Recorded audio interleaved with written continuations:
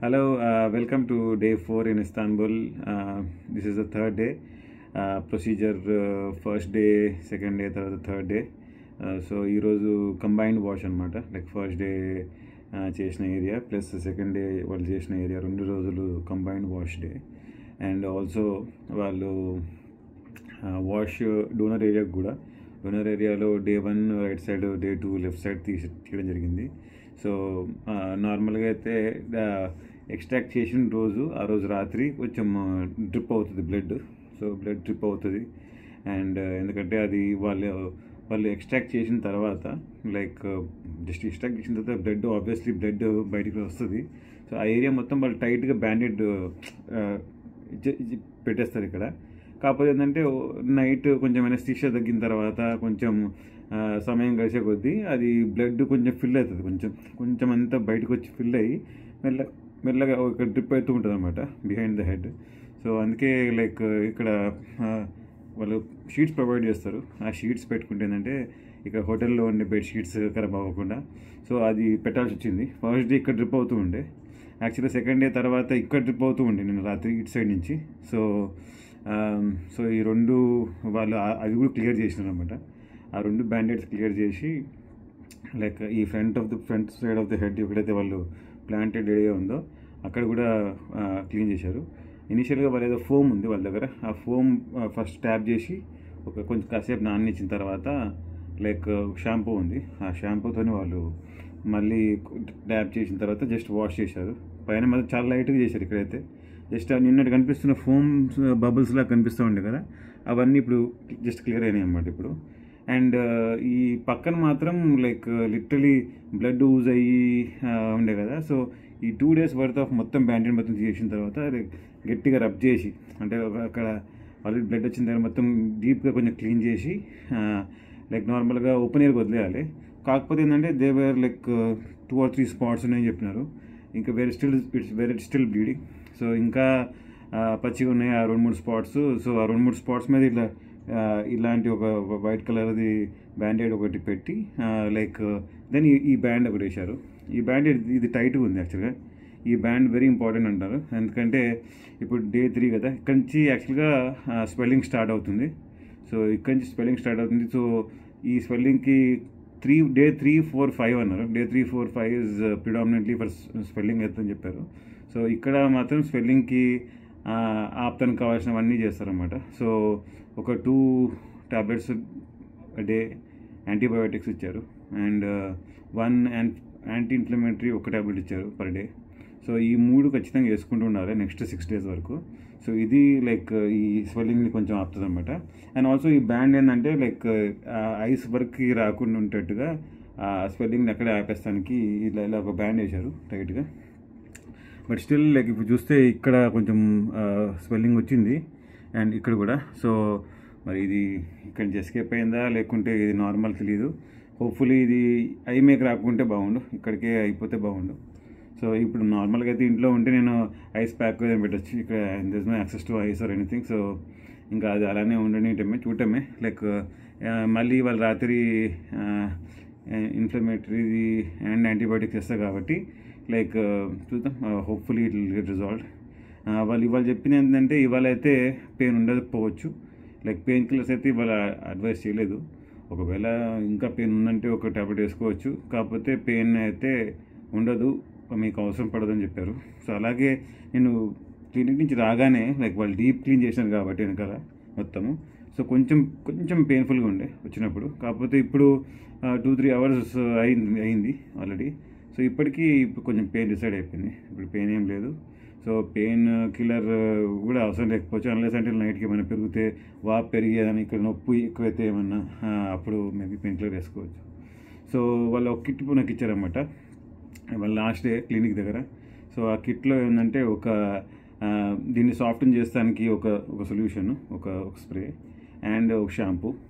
So అది almost 2 to 3 months వస్తుందని చెప్పారు ఆ స్ప్రే. సో ఆ spray and shampoo both. So అవి కిట్లో భాగంగా వీళ్ళు ప్యాకేజ్లో భాగంగా ఇస్తున్నారు.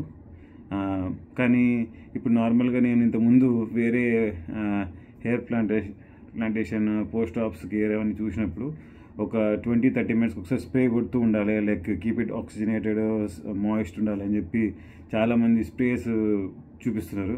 కాకపోతే వీళ్ళతో ఎలాంటి స్ప్రే లేదు. సో డే 1 తర్వాత ఏ స్ప్రే లేదు, డే 2 తర్వాత కూడా ఏ స్ప్రే లేదు. సో ఇప్పుడు కూడా నేను ఇంకో 24 hours ఉంది before I travel back to US. So ఇప్పుడు కూడా యాక్చువల్గా ఎలాంటి స్ప్రే రికమెండ్ చేయలేదు లేదు. సో తర్వాత కూడా లైక్ 2 weeks అన్నారు, 10 days అన్నారు, అక్కడ కూడా ఎలాంటి స్ప్రే లేదు. So there is no spray at all. So నేను అడిగాను యాక్చువల్గా, ఏంది మనం అడ్వర్టైజ్ చేసిన దగ్గర లేకుంటే వేరే వీడియోస్లో like that always keep showing your spray to keep it moist అన్నారు కదా, మరి ఏంది, మరి నాకు అదేం వేయకపోతే మరి ఎట్లా అని అంటే, లైక్ వాళ్ళు ఏమన్నారంటే మీకు ప్రొసీజర్ అయిపోయిన తర్వాతనే like multiple rounds of spray వాళ్ళు యాక్చువల్లీ చేశారు స్ప్రే, కాకపోతే అట్స్ పార్ట్ ఆఫ్ ద ప్రొసీజర్ అనుకున్నా. కానీ like the side like it's highly oxygenated already, like బాగా స్ప్రే చేసాము ఆల్రెడీ. సో మీకు ఎలాంటి స్ప్రే ఇంకా మళ్ళీ ఇట్లా ఎవ్రీ 20 minutes 30 minutes స్ప్రే చేసుకోవడం అనేది అయితే అలాంటి అవసరం అయితే మీకు పడదని చెప్పాడు. సో అలాంటి స్ప్రేలు అయితే ఏం లేదు. సో కాకపోతే ఏంటంటే PRP అనే ప్రాసెస్ ఒకటి తీసుకున్నాను, it's part of the package. So stem cell therapy and laser therapy 2 ఉన్నాయి optionals. So stem cell therapy తీసుకుంటారని చెప్పి చాలా పుష్ చేశారు తీసుకోమని, స్టెమ్ సెల్ తీసుకోమని చాలా పుష్ చేశారు. But PRP procedure already part of the package. So నేను అడిగాను యాక్చువల్గా PRPకి స్టెమ్ సెల్కి లైక్ ఎంత డిఫరెన్స్ ఉండొచ్చు అని. సో వాళ్ళు ఏమన్నారంటే చాలా స్లైట్ డిఫరెన్సే ఉంటుంది. అంటే ఐనో స్టెమ్ సెల్ గురించి చాలా స్టడీస్ వచ్చాయి, చాలా వచ్చింది.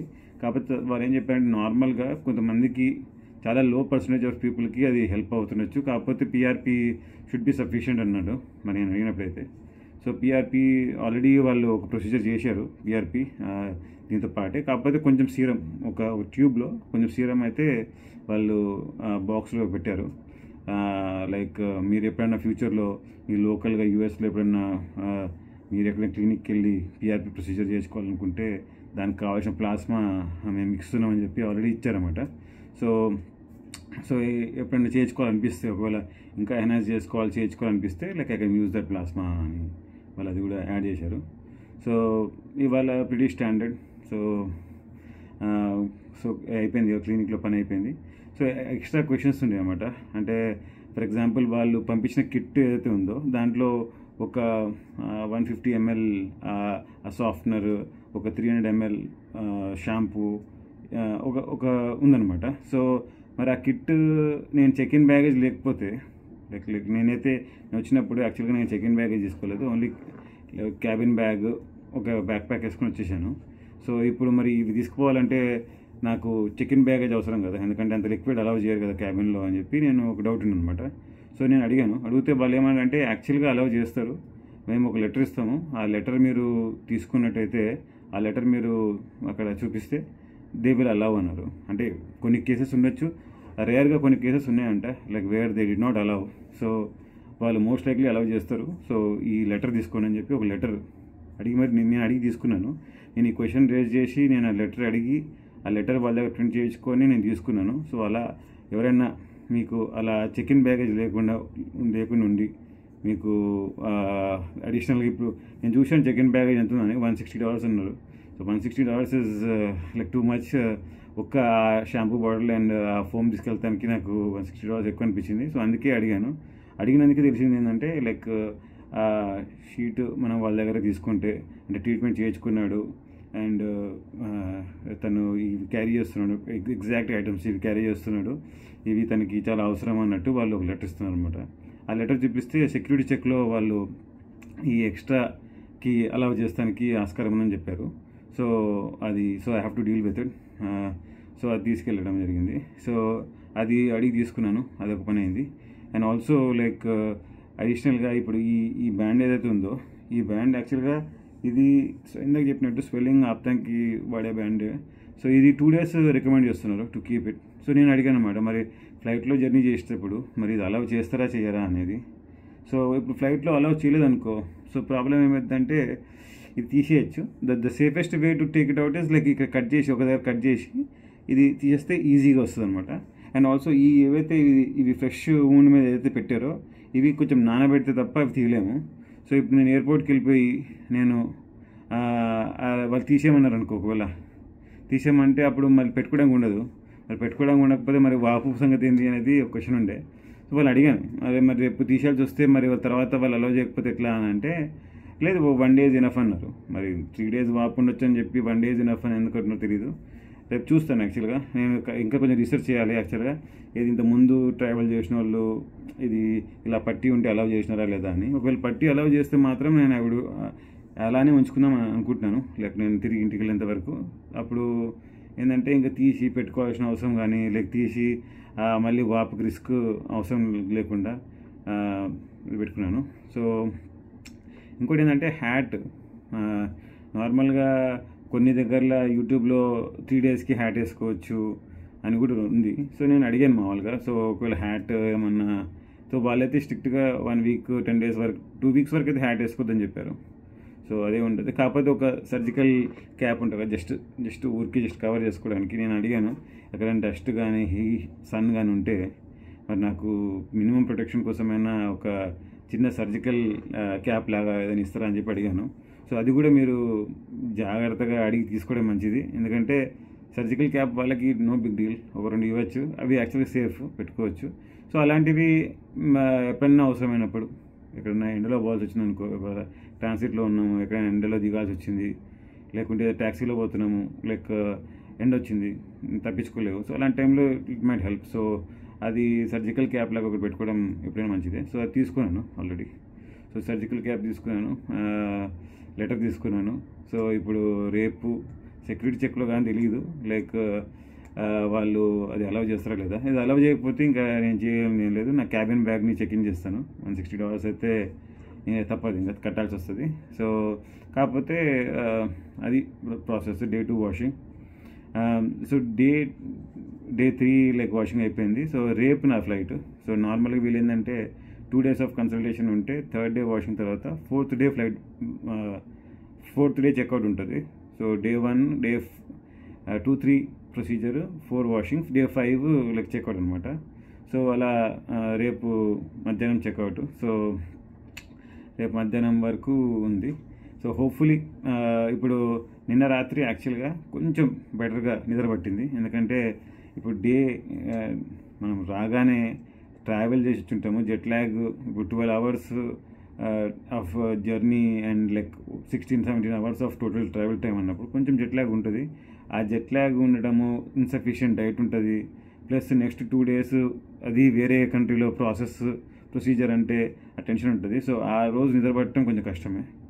And Day 1 like after going through the pain, ఒక ప్రాసెస్, ఒక సిట్టింగ్ అయిన తర్వాత మనకి ఆల్రెడీ నెక్స్ట్ డే ఏదైతే ఉందో దాని గురించి ఎంతో ఆలోచన ఉంటుంది. నాకైతే డెఫినెట్గా ఉండే, అరే రేపు ఫ్రంట్ పక్క కదా, రేపు ఇంకెక్కువ పెయిన్ ఉంటుందేమో, రేపు ఎలా జరుగుతుంది, రేపు ఎన్ని అవర్స్ పడుతుండొచ్చు, అది ఇవాళ ఇట్లయింది అట్లయిందని ఈ రోజుది ప్లస్ రేపటి 2 బ్యాగేజ్ ఎక్కువ ఉంటుంది Day 1 నైట్ ప్రొసీజర్ అయిన తర్వాత. సో ఆ రోజు కూడా కొంచెం నిద్ర కొంచెం కష్టమే, కొంచెం పట్టడం. సో Day 2 నిన్న యాక్చువల్గా 2 days అయిపోయిన తర్వాత ఇప్పుడు నెక్స్ట్ ఇంకెలాంటి ప్రొసీజర్, ఇలాంటి పెయిన్ లేదని తెలుసు కాబట్టి కొంచెం బెటర్గా, అంటే నాకు నొప్పికి తగ్గట్టుగా అడ్జస్ట్ చేసుకున్నా కానీ కొంచెం బెటర్గా నిద్ర పట్టింది. 2 పెయిన్ కిల్లర్స్ అయితే వాడాను. ఒకటి అరౌండ్ 10 PM ఒకటి వేసుకున్నాను, అండ్ ఒక 2 AM అట్లా 2 AM 3 AM ఒకసారి మళ్ళీ వేసుకున్నాను. 2 పెయిన్ కిల్లర్స్ వేసుకున్నాను. పెయిన్ ఉండే కొంచెం అనిపిస్తుంది, నిద్ర డిస్టర్బ్ అవుతుంది అని అనిపిస్తున్నప్పుడు వేసుకున్నాను యాక్చువల్గా. సో ఈరోజు రాత్రి హోప్ఫుల్లీ పెయిన్ కిల్లర్ అవసరం అవ్వకపోవచ్చు. సో ఈరోజు ఇంకా బెటర్గా స్లీప్ పట్టాలి. ఎందుకంటే నిన్న కొంచెం నేను ఫ్లెక్స్ చేద్దాం అనుకున్నా కూడా ఇక్కడ డ్రిప్ అవుతుంది కాబట్టి లైక్ ఎక్కువ ఆప్షన్స్ లేకుండే. సో ఇప్పుడు ఈ డ్రిప్పింగ్ అనేది లేదు కాబట్టి అట్లీస్ట్ ఈ తల ఏదైతే ప్లాంటెడ్ ఏరియా ఉందో ఇది టచ్ అవ్వకుండా యాక్చువల్గా కొంచెం ఫ్లాటర్గా పడుకోవచ్చు, పిల్లో పెట్టుకోవాలి, జస్ట్ అదే టిల్ట్ అవ్వకుండా. సో అలా ట్రై చేస్తాను. సో హోప్ఫుల్లీ ఇవాళ will be much better than yesterday. కాకపోతే అది అంటే ఇక్కడ మనకి ఇంపార్టెంట్ పాయింట్స్ ఏంటివంటే, ఒకటి ఆ లెటర్ తీసుకోవటం, ఒకవేళ చెక్ ఇన్ బ్యాగ్ లేకపోతే. ఇంకోటి ఏంటంటే అక్కడ మనం ఎంత మాట్లాడతామో, ఎన్ని క్వశ్చన్స్ అడుగుతామో అంత మంచిది. అంటే ఇప్పుడు సర్జికల్ క్యాప్ అడిగి తీసుకోవడం కానీ, వారు లేకుండా బ్యాండ్ ఒకవేళ వాళ్ళు 2 daysకి రికమెండ్ చేసినప్పుడు రేపు ఒకవేళ ఎయిర్పోర్ట్ తీసామని చెప్తే ఏం చేయాలన్నా కానీ, ఇలాంటివి కొన్ని క్వశ్చన్స్ అడిగి తెలుసుకొని దాని తగ్గట్టుగా కొంచెం అలర్ట్గా ఉంటే సరిపోతుంది అంతే. సో అది ఇవాళ డే 4 ఇన్ ఇస్తాన్బుల్. ప్రొసీజర్ అయిపోయిన తర్వాత నెక్స్ట్ డే రేపు చెక్అవుట్ చేసే ముందర ఈరోజు రాత్రి ఎలా జరిగింది అండ్ ఏమైనా కాంప్లికేషన్స్ వచ్చినాయా లేదా, ఏం జరుగుతుంది అనేది నేను చెప్తాను. అండ్ ఆల్సో ఈ లోపు నేను కనుక్కోవడానికి ట్రై చేస్తాను ఇంతకుముందు ట్రావెల్ చేసిన వాళ్ళ దగ్గర. లైక్ ఇంతకుముందు నేను విన్నది ఏంటంటే ట్రావెల్ చేసిన ఫ్లైట్లో చాలామందికి బ్యాండేడ్ చూసామని అన్నారు కొంతమంది. మరి బ్యాండేడ్ చూసినామంటే పట్టీ లేకుండా అయితే బ్యాండేడ్ అయితే ఉండదు. సో మరి పట్టీ అలౌ చేశారా లేదా అనేది అలాంటి కొన్ని క్వశ్చన్స్ నేను తెలుసుకుంటాను. అండ్ ఆల్సో ఇప్పుడు ఇక్కడ వాపు వచ్చింది. సో ఇది తగ్గుతుందా పెరుగుతుందా, అండ్ ఇక్కడ కూడా యాక్చువల్గా ఈ బ్యాండ్ పైన వాపు పెరుగుతుందా తగ్గుతుందా అనేది కూడా చూస్తాను, చూసి అప్డేట్ చెప్తాను. ఓకేనా, థ్యాంక్స్ ఆల్.